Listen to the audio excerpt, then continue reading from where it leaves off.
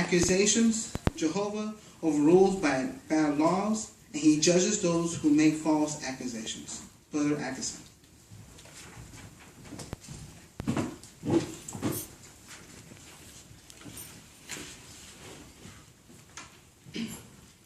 Imagine yourself standing before a judge, waiting for him to announce you have been found guilty or innocent. You know you have been falsely accused, or you may be standing firm for Jehovah against an unjust law. Will Jehovah deliver you? Will he punish the false accuser? Let us turn to our Bibles for the answer. In the book of Daniel, chapter 6, we have the experience of Daniel. He was he was appointed as one of the three high officials. The other officials was trying to find fault with him in order to bring accusations against him, but were unable to. They had plot to find fault with him in the law of Jehovah. They had the king sign unto a law, a ban on praying to any god or man other than the king for 30 days. Those found guilty will be thrown into the lion's pit. What did Daniel do? Let us read Daniel chapter 6, verse 10 and 11. But as soon as Daniel knew that the decree had been signed, he went to his house, which had the windows of the roof chamber open towards Jerusalem. And 3 times a day he got down on his knees and prayed and offered praises before God, as he had regularly done prior to this.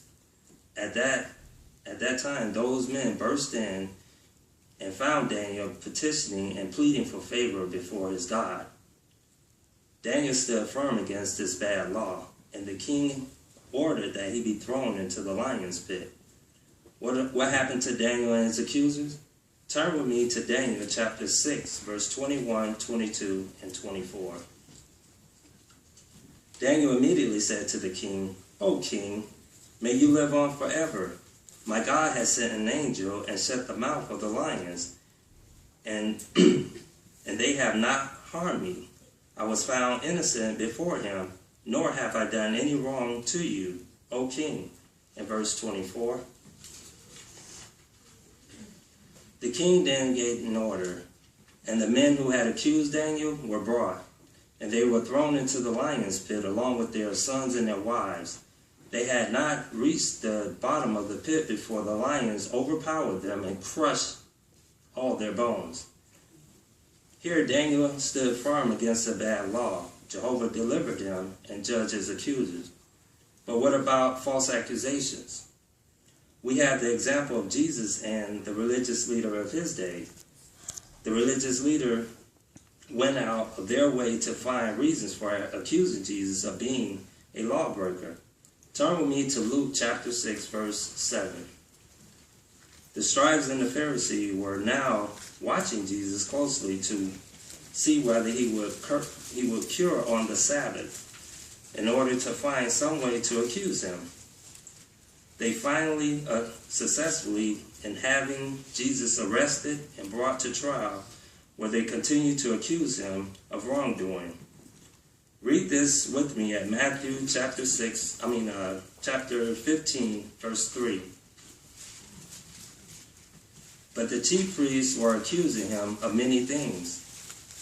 Jesus was executed based on false accusations. We can see that false accusations can be very serious. We want to be sure that we keep the Christian congregation free from false accusation, as it is counseled at 1 Corinthians 1:8. Let us read the counsel together at 1 Corinthians 1:8. He will also make you firm in the end, so that you may be open to no accusations in the day of our Lord Jesus Christ. So as we stand before the judge, waiting for the verdict, have faith that Jehovah will deliver you and judge any false accusers.